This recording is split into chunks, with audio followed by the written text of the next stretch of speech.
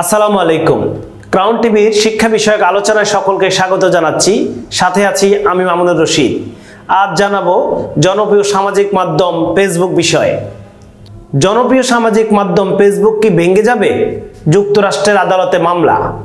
ফেসবুকের বিরুদ্ধে ঐতিহাসিক এক মামলায় যুক্তরাষ্ট্রে নিয়ন্ত্রক কর্তৃপক্ষ অভিযোগ এনেছে যে প্রতিষ্ঠানটি প্রতিযোগিতা দূর করার জন্য তার প্রতিদ্বন্দ্বী কোম্পানি কিনে নিচ্ছে।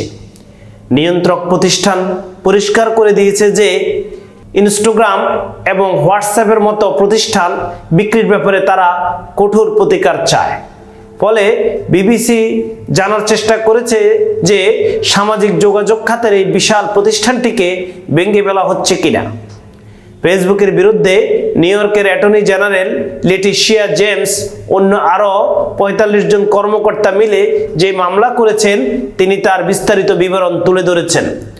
লেটিশিয়া জেমস বলেছেন, প্রায় এক দশক ধরে ফেসবুক বিরোধীদের গুড়িয়ে দিয়ে এবং প্রতিযোগিতা থেকে বের করে দিয়ে আধিপত্য ও একচেটিয়া শক্তি ধরে রেখেছে।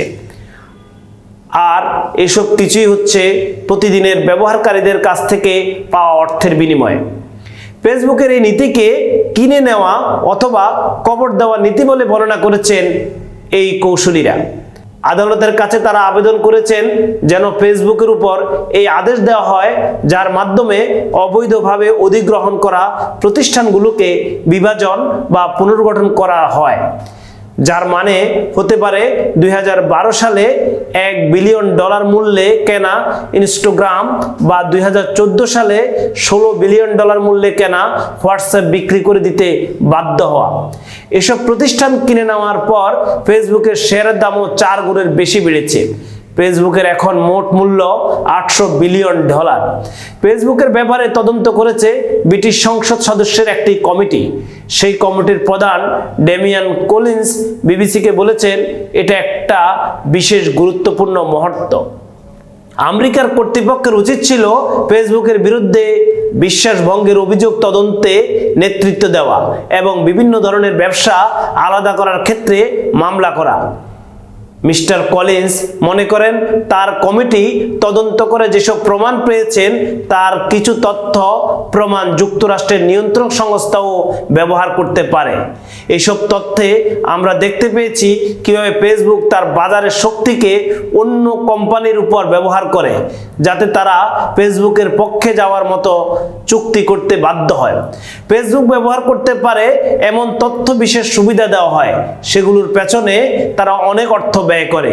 মানুষ কি ধরনের অ্যাপ ব্যবহার করে সেটা নিয়ে গবেষণা করে তারা প্রতিদ্বন্দ্বী অ্যাপ বা প্রতিষ্ঠান খুঁজে বের করে।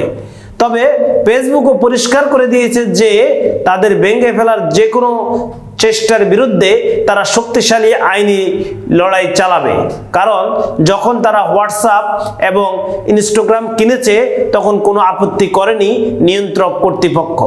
তারা বলেছেন এখন এরকম কিছু করা হলে ব্যবসায়িক সমাজের জন্য সেটা ক্ষতিকর হবে। প্রযুক্তি বিষয়ক একজন বিশেষজ্ঞ বলেছেন, তার মতে ফেসবুক হয়তো ভাঙন ঠেকাতে সক্ষম হবে।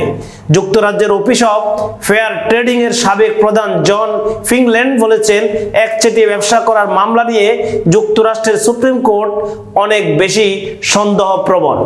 আদালতের প্রক্রিয়া শুরু হওয়ার আগেই যখন তারা বলেছে যে তারা ফেসবুককে ভেঙে দিতে চায়, তার মানে হলো এটা আসলে যতটা না অর্থনীতি এবং আইনের ব্যাপার তার চেয়ে বেশি হচ্ছে রাজনীতি। তবে জন ফিংল্যান্ড এবং ডেমিয়ান কলিন্স দুজনে বিশ্বাস করে একটি দীর্ঘ আইনি লড়াই ফেসবুক এবং অন্য প্রতিষ্ঠানগুলোর ব্যবসার ধরনের উপর বেশ প্রভাব ফেলবে। ব্রিটিশ এমপি ডেমিয়ান কলিন্স মনে করেন সামাজিক মাধ্যমের এই বিশাল প্রতিষ্ঠানটি অন্য প্রতিদ্বন্দ্বী ছোট প্রতিষ্ঠানকে আগের মতো আর কিনে নিতে বা ভেঙে দিতে পারবে না, বরং আরো বেশি সৃষ্টিশীল হবে। মিস্টার ফিংল্যান্ড বলেছেন, গত ৩০-৪০ বছর ধরে আমরা দেখে আসছি গ্রাহকদের সুরক্ষার ব্যাপারে প্রতিযোগিতা চলছে, কিন্তু প্রতিদ্বন্দ্বীদের সুরক্ষা নিয়ে নয়। কিন্তু এখন এমন অনেক মামলা দেখা যাচ্ছে যেখানে বাজারে সুষম প্রতিযোগিতা দাবি করা হচ্ছে। এর আগে নিয়ন্ত্রকদের সঙ্গে প্রযুক্তি প্রতিষ্ঠানের যেসব বিরোধের ঘটনা ঘটেছে তা থেকে ফেসবুক এর ভবিষ্যৎ সম্পর্কে হয়তো একটা ধারণা পাওয়া যেতে পারে। মাইক্রোসফটকে যখন ভেঙে দিতে চেয়েছিল যুক্তরাষ্ট্রের বিচার বিভাগ, তারা এ নিয়ে দীর্ঘদিন মামলা লড়েছে, তারা ভাঙন এড়াতে পেরেছে, কিন্তু বিশ্বেও অনেক এগিয়ে গেছে এবং তাদেরকে এখন আর প্রতিযোগিতা বিরোধী হিসাবে দেখা যায় না। নিয়ন্ত্রকরাও তাদের নিয়ে আর ভাবে না।